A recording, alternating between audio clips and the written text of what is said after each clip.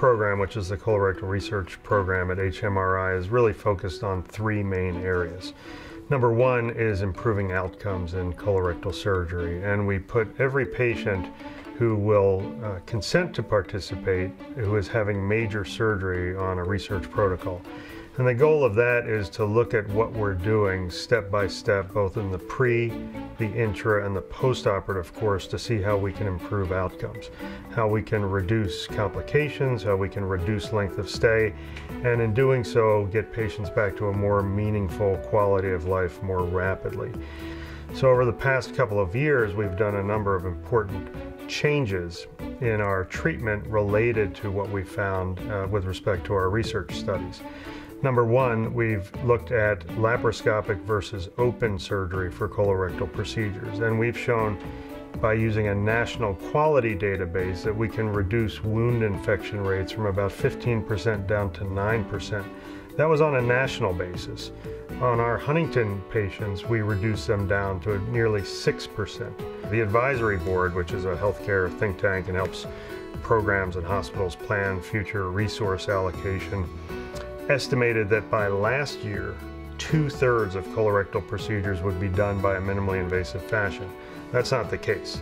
It's maybe approaching 40% nationally. At Huntington, we perform over 90% of our colon and rectal elective procedures via minimally invasive techniques.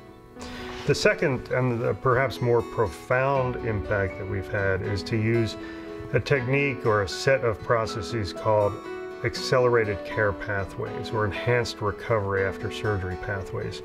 So we now take a multidisciplinary approach towards that whole perioperative process.